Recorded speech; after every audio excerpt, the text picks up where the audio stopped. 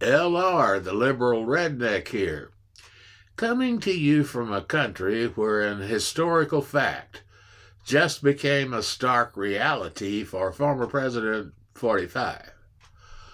The first president in the long history of our nation who was just convicted of 34 felonies.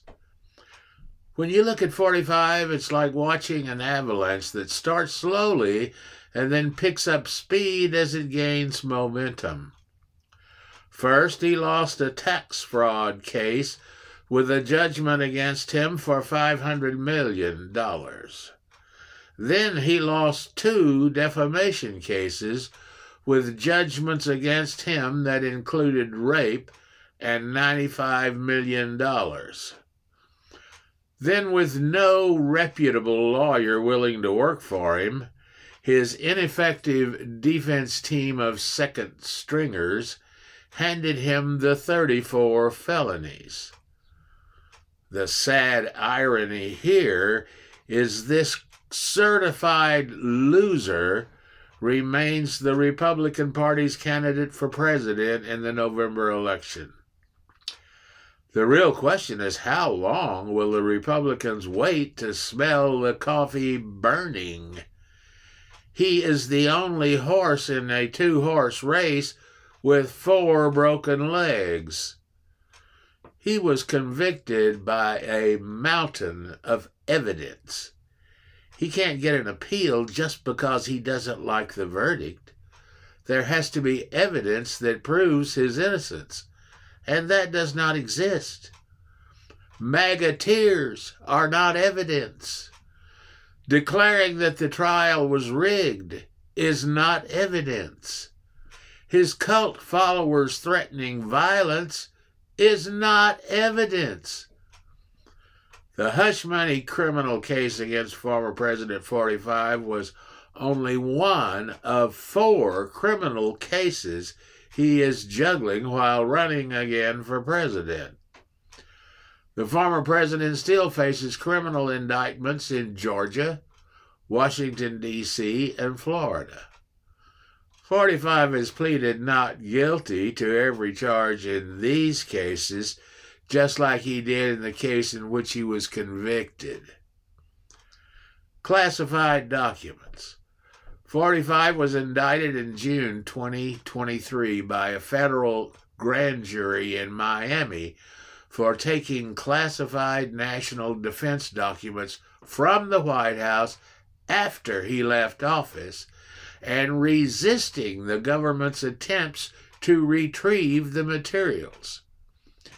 The National Archives said in early 2022 that at least 15 boxes of White House records were recovered from the estate, including some that were classified.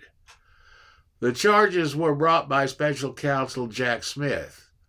However, Judge Eileen Cannon has indefinitely postponed the trial, citing significant issues around classified evidence that would need to be worked out before the federal criminal case goes to a jury. Federal election interference. Smith separately charged the former president last August with 4 crimes over his efforts to reverse the 2020 election results. The indictment alleges 45 and a co-conspirator attempted to exploit the violence and chaos at the Capitol by calling lawmakers to convince them to delay the certification of the election. That case is currently on hold as the Supreme Court weighs 45's claims of presidential immunity in the matter. Fulton County. State prosecutors in Georgia brought a similar election subversion case against 45 and others.